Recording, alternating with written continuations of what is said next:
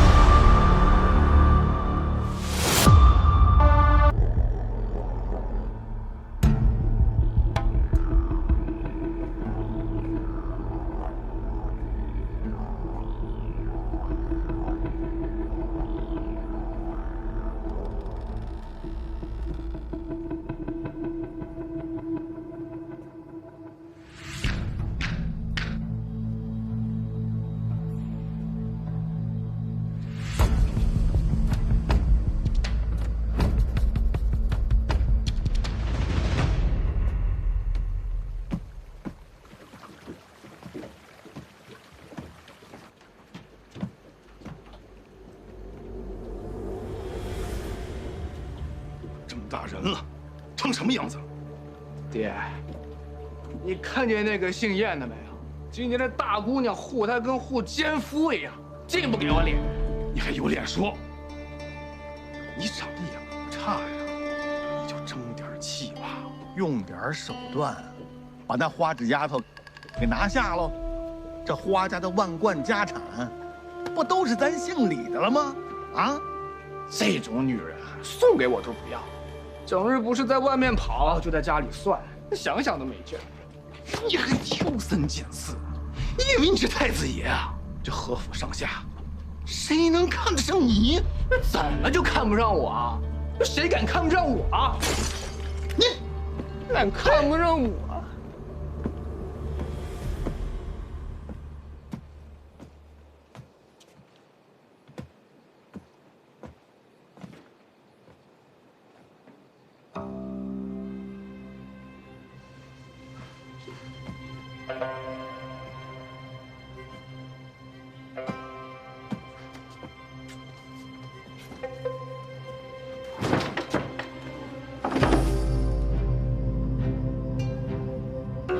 这么辛苦啊，眼睛都熬坏了吧？我不辛苦啊。小丫头，我告诉你，我爹是这的护院总管，你如敢叫出声，先挨30棍子再撵出去。不信，你可以试试。求求你，求求你饶了我吧！你别哭呀，你长得这么标致，要是跟了我，你还用吃这种苦吗？我能养活自己。你们这些小蹄子，连你都看不上我，小爷今晚没空跟你废话。放开我！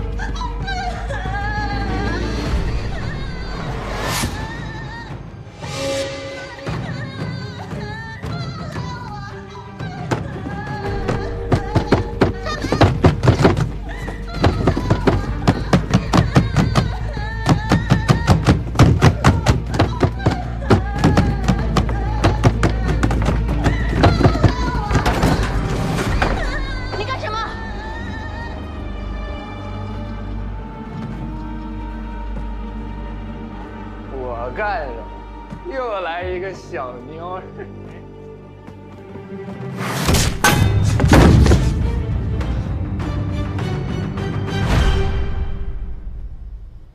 李继宗，你做什么？大姑娘，你误会了，是这个小贱人约我来的。你还敢不认？小贱人，你想好了再说话。你告诉我你认得他吗？姑娘，你快走吧，你别管我了，我怕连累你。连累我什么？我怕到时候挨板子，再把我撵出去，让管事的知道了。我就是管事的。李继宗，你还有王法吗？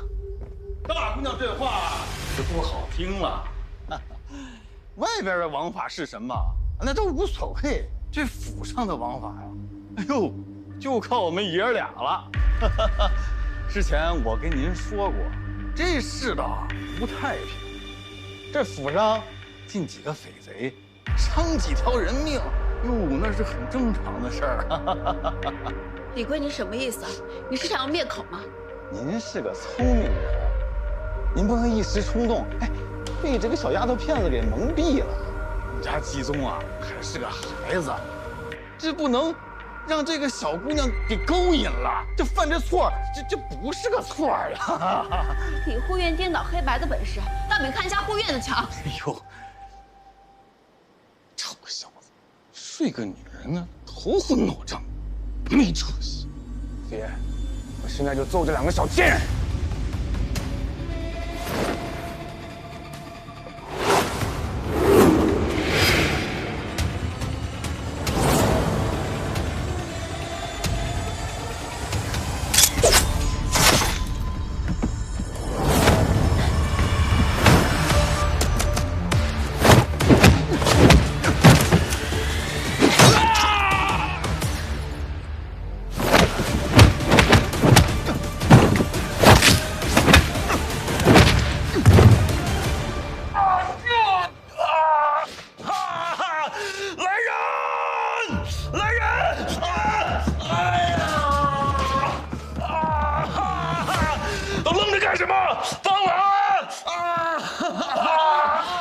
父子不做人，我会把他们送去官府。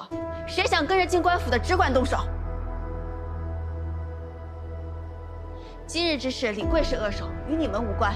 以后你们在花家，花家从前对你们怎么样，今后也会如此。大人让不要吩咐！大人让不要吩咐！把他们给我绑起来！谁敢？打100仗，绑进柴房，明日送官。是。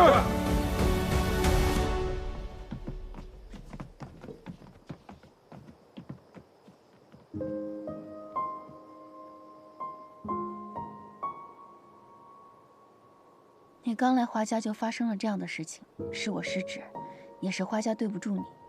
等天亮了就送你回家。这些衣服和钱你就收下，希望能弥补一二。迎春，备车吧。好。姑娘，我想留下。你不怕吗？别赶我走，好不好？我没有家。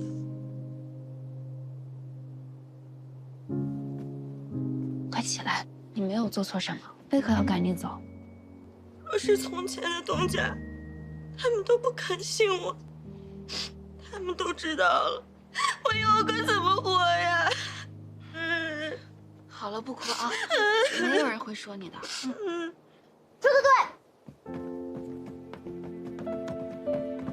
你们俩，小丫头，你别怕，你就当出了门踩了狗屎了。我刚才在外面看到他们俩了，被打得烂乎乎的，爬都爬不起来了。我叫福东，你饿不饿？我一会儿去给你盛点热汤饭。我哪也不去了，我哪也不去了。好，那就长长久久的留下来，同我们大家在一起。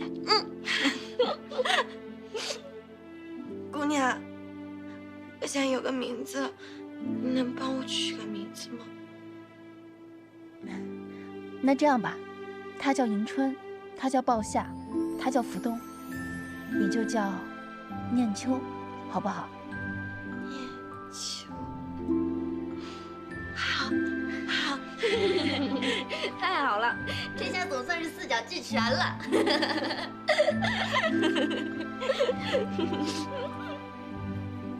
今晚你就跟我睡一屋吧，等天亮了我再给你铺床。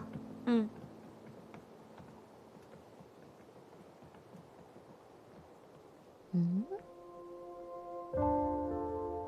你先去睡吧。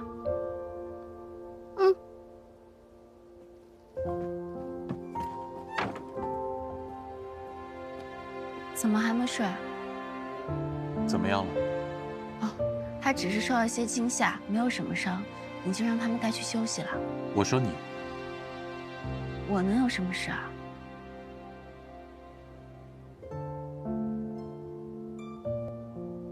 说起来还要谢谢你，要不是你给了我这个小玩意，要不是我送了你这个小玩意儿，让你觉得心里有了依靠，你冲上去之前还得多思量半刻。我真想不明白了，今天那两父子算是豁出去了，就算杀人灭口也不奇怪，你都不知道怕吗？以前祖父也常问我，是不是天生少根筋，老虎的胡须都敢拔。小时候不懂事，怕的更少，长大了懂得多了，反而胆子小了。从前我害怕自己做不好闺阁淑女，让祖父失望，让花家丢脸。长大后，我怕自己担不起掌家的大任，辜负祖母他们的信任。哪怕现在回城里，我还是觉得如履薄冰。我母亲每晚都睡不安然的，她生怕一醒来就又重新饥寒交迫。他们比我更怕，所以我不能怕。是我把他们带回来的，我得护住他们。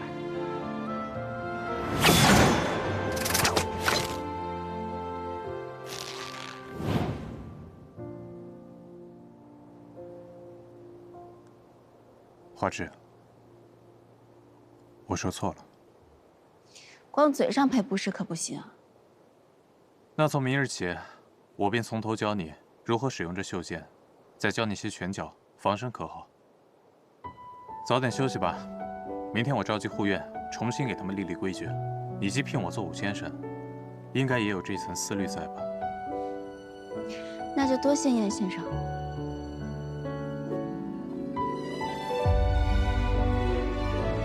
花枝，你想要护住他们，我便来护着你。至少，在我离开之前。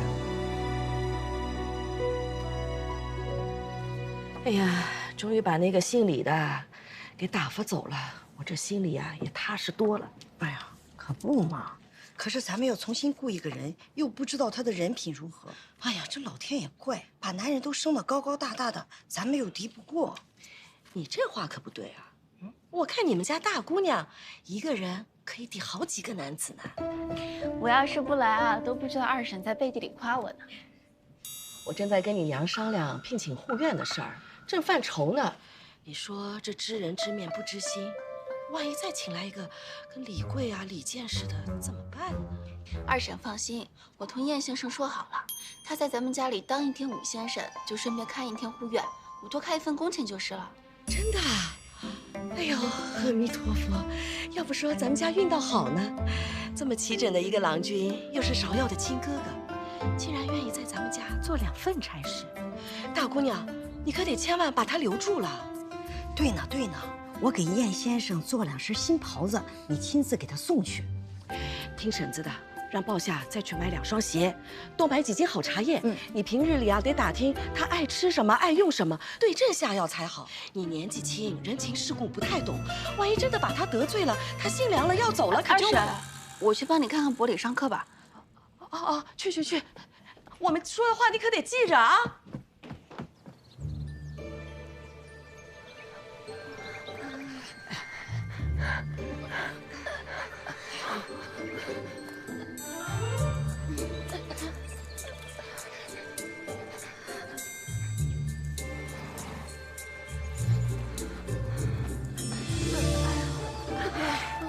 站好。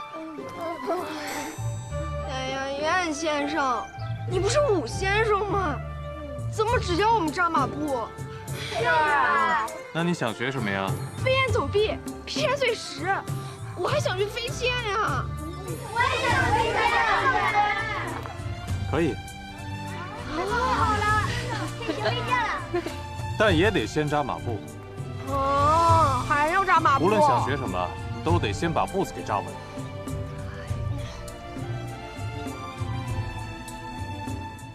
怎么有空过来？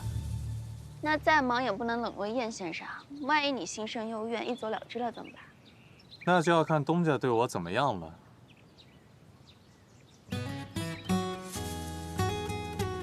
就一个橘子啊！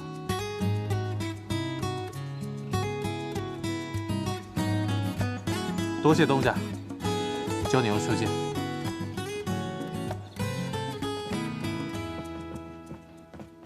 问老夫人安，我带念秋丫头过来给您过目。快起来吧，有话站着说。以后啊都少跪。老祖宗叫你起来呢。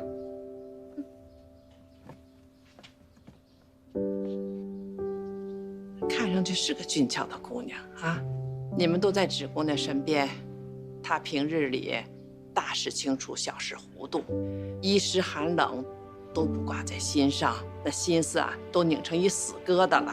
你们多帮衬她，照顾她，啊。是，老夫人。去吧，快走吧。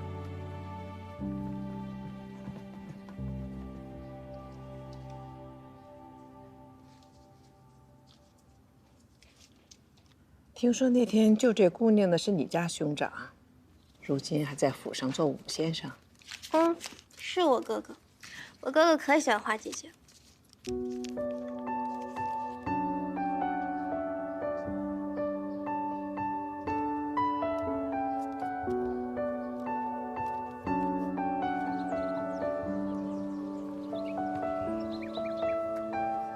手得放平，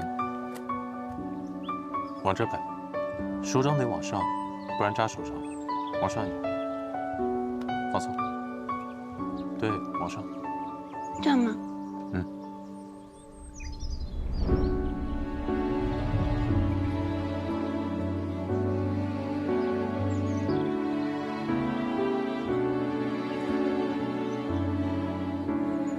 发射。不错，继续。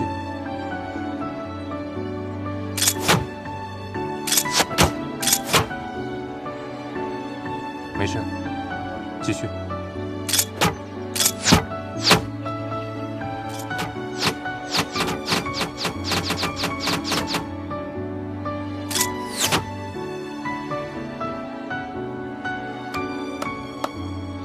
歇一会儿，吃点东西。吃吧。特意挑了个最大的给你，你自己怎么不吃啊？梨可不能分着吃。今天练得不错，但以后也要每日勤加练习。那个大家伙的脾气可真好。被他踢断腿的人没有10个也有8个，也就看你顺眼。燕先生可真是会变着花样拍东家的马屁啊！那是啊，要是冷落了东家，我饭碗不就没了？要不你教我骑马吧？怎么突然想学这个？当初祖父他们出城的时候，倘若我会骑马，就能早些见到他们，多说上几句话。而且我也迟早要去北地的嘛，我还想去很多更远的地方。如果我会骑马，我一个人哪儿都能去。当初让祖父教我，可他是个书生，也只会坐车坐轿。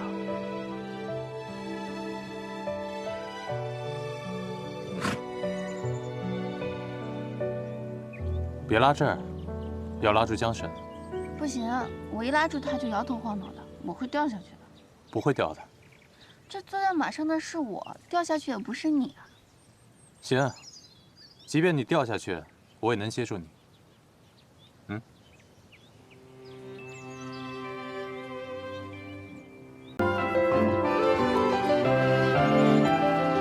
没骗你吧？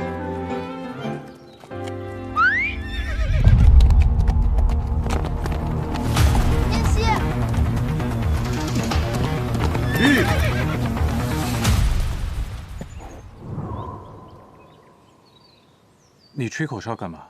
我学你啊。你学的不像，马都听糊涂了。那你也没有教我啊。下次教你。怎么样，还敢骑吗？这骑马的感觉，就好像在驾驭海浪。现在不怕摔了？怕摔也要学。那要不要再骑2圈？好啊。这样。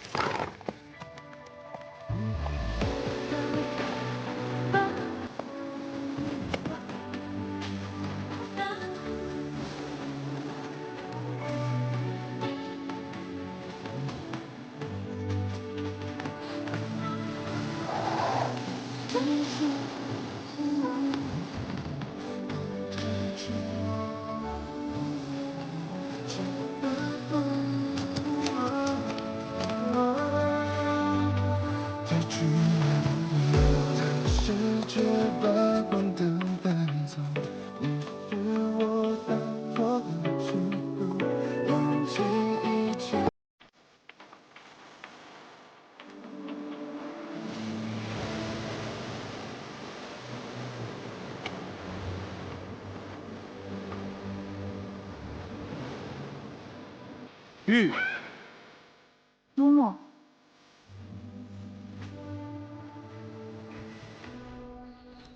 哥哥，祖母，你怎么来了？这就是那位武先生吧？他就是我哥哥。我让叶先生教我骑马，没有想到我一坐上去，马就跑起来了。这马烈得很，除了我之外，不服任何人管束。你今天是不是还没有跟护院们训话？哦，芷姑娘不说我倒忘了，老夫人，失陪了。且慢，转一圈我瞧瞧。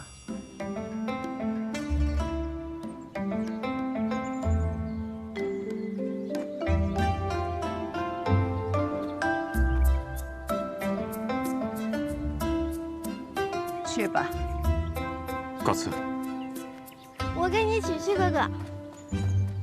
哥哥，我刚刚看你跟花姐姐骑马好厉害，以后带我一起骑吧，你教教我。哥哥，你慢点。祖母，都怪我。都怪你什么？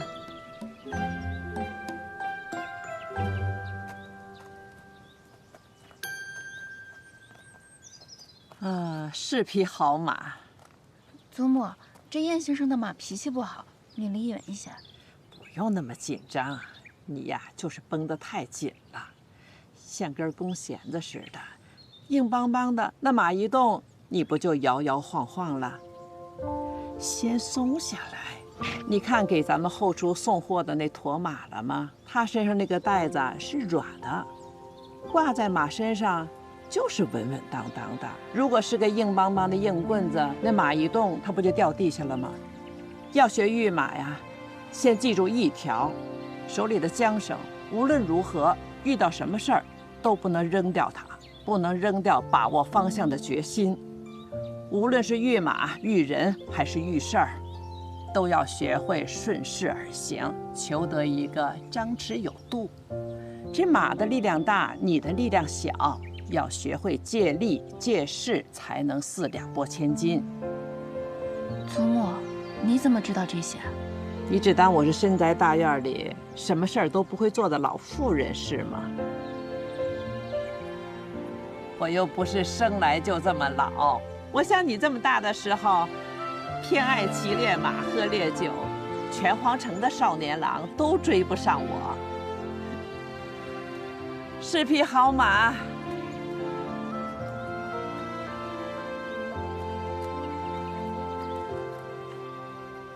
我年少的时候，侯府的大门可关不住我。我娘一个不留神，我就骑着我那桃花丛到郊外打猎去。那踏雪生汗珠，鞍蹄卷旋毛，真是一匹漂亮的好马。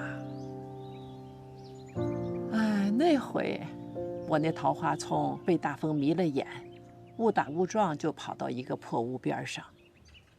我也进那破屋去避风了。你怕什么？我又不吃了你。那后来呢？那人是谁？成了你祖父。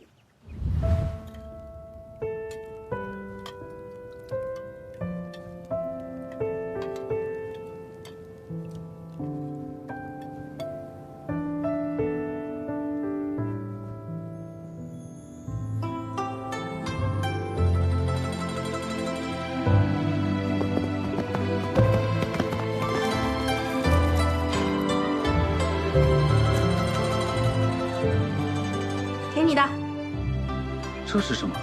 暖手桶啊，你快试试，是用野兔子皮做的，可暖和了。是前些天我亲自打来的野兔子，亲手缝制的。你怎么能杀生呢？你不要送了，我送别人了。别，多谢姑娘。不用谢。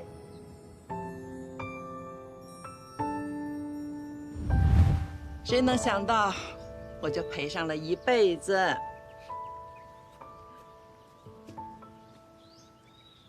我还以为是祖父中举之后才与祖母有了婚约。那多没意思。帮下周旭的事儿，我不屑做。我的父亲是侯爵，母亲是郡主，我喜欢上一个穷小子，结果在府里闹得翻天覆地。但很快，你祖父就考上了状元，彻底没话说了。那要是没有中榜呢？祖母还看得上祖父吗？没考上也没什么呀，我都想过，大不了我就跟他私奔，天大地大，还能饿死我们俩不成？我看上他的也不是什么才学、功名，是人品和气质，都不是。我是看着他，我那天进那破屋子里啊，哎呦，有长得这么俊俏的小郎君，我的心就……祖母心在那儿，就是在这儿跳的，砰砰砰大跳。后来我跟你祖父一路走来，他的官越做越大，子女们也都长大成人了，我就从侯府的小女儿，变成了花家的老夫人。整日里，我要严肃，要公正，还要不苟言笑，也不能出去打猎饮酒，不能玩。那以后我陪祖母喝酒。我喝了，小少爷说了不能喝。孩子啊，别听那些闲人的胡言乱语，看什么家世门第、前程功名，那是寻郎君吗？那是做买卖。要是有一天有一个人让你的心也在这儿砰砰的跳，记住了啊，那就是他，就是他。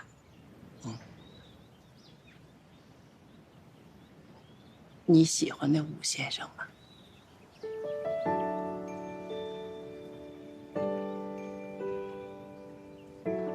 祖母，我没想过这些。你是个聪明孩子，问问自己的内心究竟是怎么想的。我每一次遇见他，我心里都很高兴。他来见芍药，我就总想同他说话。有些话我也只想同他讲，我也不为了问什么，就是想说给他听。那这就对了。我觉得我心里是喜欢他的，但我现在是花家的当家人，百废待兴，你不能向他许诺什么。这你就想错了。记住了，无论为了多少人，无论是多大的事儿，莫要负了青春。倘若有一日你心里有了答案，无论是谁，只管来告诉祖母，我要亲手为你置办嫁妆，要高高兴兴、风风光光的送你出嫁。雪儿明白了。刚才我已经相看过了，是个高挑俊朗的小郎君，只是比你祖父略差了那么一点点。那是。啊，对了，小少爷跟我说，那穆先生讲课晦涩难懂。我知道，我已经在抓紧时间找些年轻的先生了，只是还没有找到合适的。好，那你就去忙吧，我再坐会儿。再来。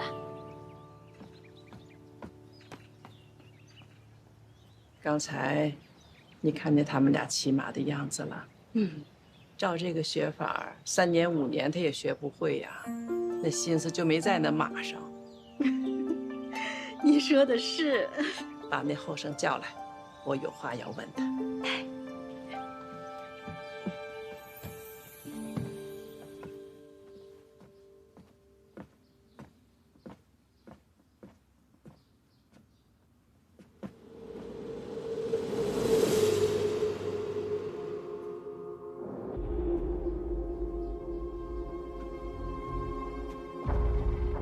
老夫人，今日我不问你前程，也不问你出身，只问你一句：你对我家芷姑娘如何想法？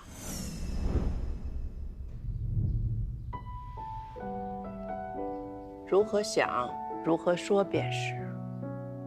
她有胸襟，有胆识，胜过世间千万人。就这些。她心中无浊气，有静气。沉似水，静如风。倒是看出几分芷儿的性情。不过，你没说实话。老夫人想听什么？不是我想听什么，是你在想什么。我是芷儿的祖母，今日就倚老卖老，问你这一遭。燕先生，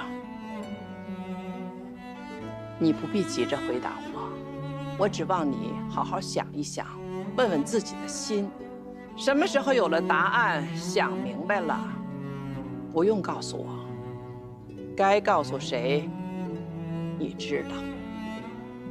好。芷儿是个外热内冷的孩子，望你不要让她等得太久，更不能骗她。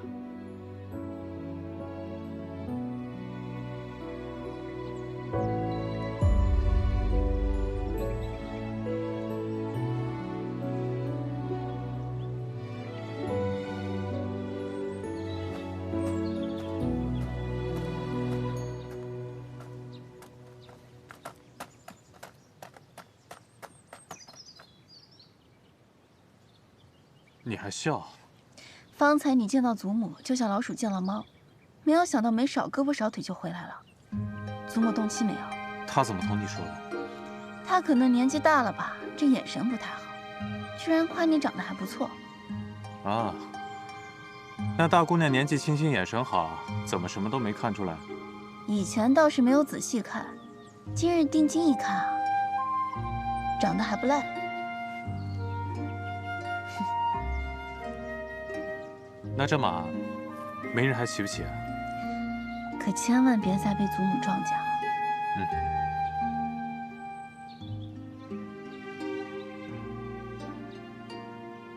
燕西，你对我是怎么想的？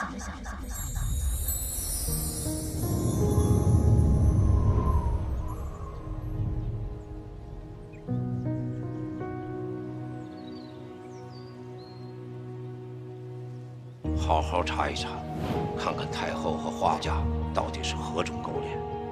芷儿是个外热内冷的孩子，望你不要让她等得太久，更不能骗她。我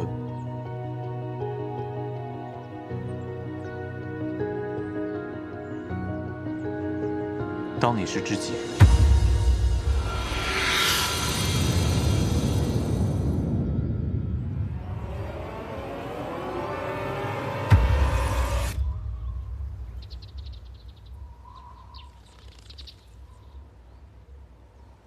知己是。自我回皇都来，你是我交到的唯一一个，也是第一个朋友。我也是。我还有事，我先走了。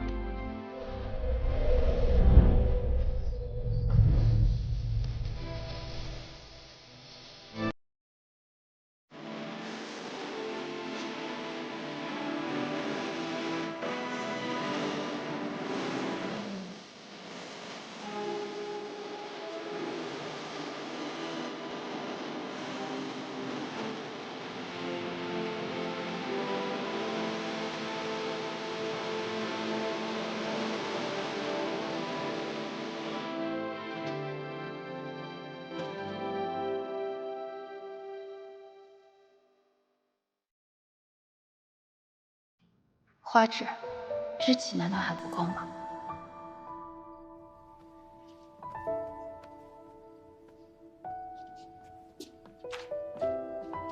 姑娘，我来吧。不用，我自己来就行。姑娘，你都不知道，这小秋子啊，整日比那采花蜜的疯子都要忙。我看你这么大一间屋子，根本就不够他收拾的。念秋，你别做这些杂事。你看这个家里，迎春能管事，福都能长出，鲍夏呢又馋又懒，不思进取，整日就跟着我进进出出的。所以我身边不缺伺候的人。你自己想做什么？你想过吗？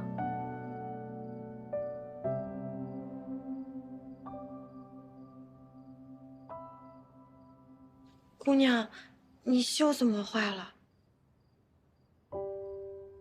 就你眼尖。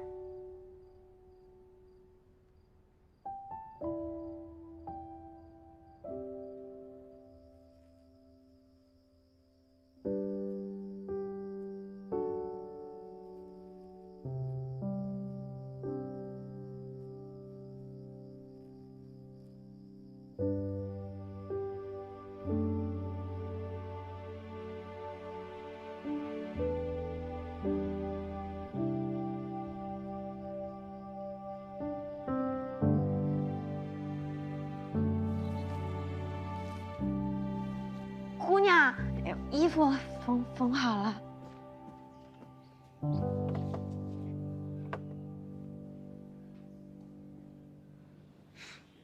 这袖子怎么都没有缝补的痕迹啊？我是用丝线补起来的，横着152根纬线，纵着97根经线织起来的。从1到万这几个字很好记，从今日开始，我每晚都教你算账。你去找鲍夏，他那几个墨水教你识字是足够的。我不识字，不要紧，你缝补的这么好，连线都记得清楚，说明你专心、细心还有耐心。有了这3心，做起事来一定事半功倍。可是别可是了，咱们试一试。你若做得好，我有大事情要交给你。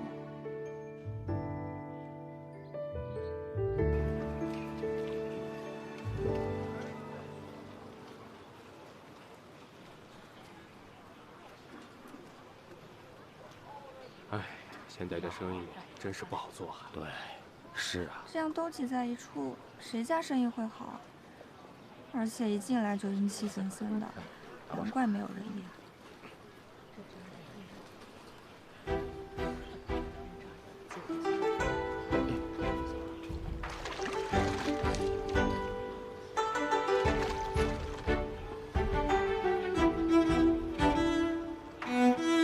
迎春，你从这第1家铺子一家一家的谈转卖的价钱，这3家都要好好的谈。姑娘，你是要在这里租铺子啊？好吧，我看这几家铺子左右是做不下去了，那我便狮子大开口，拿个好价。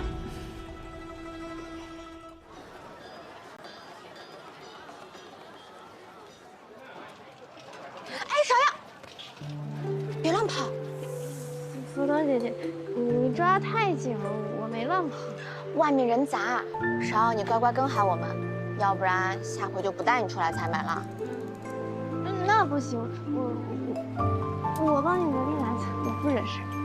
芍药乖，走。哎，福德，好好的怎么要采买新材料呀？这后厨又增加了几10号生面孔，买这么多卖给谁呀？姑娘自有她的主意，走吧。哎，你们看那辆马车，好像是花季的。哎，那不就是花大姑娘吗？还跟着2个丫鬟。听说那花家大姑娘长得如花似玉，你们见过没有？那是你们没时运。她当初在街边摆摊写字的时候我就见过，长得特好看。一个卖点心的有什么好看？不就是把我哥害得那么惨的那个狐狸精吗？哎，不如这样，哥儿几个给你壮胆，一会儿咱们过去，你先骂他一顿。哎，沈衙内，你是不是不敢呀？这有什么不敢的呀？我今天就当是为民除害了。哎，别慌了，别慌了，快走，走。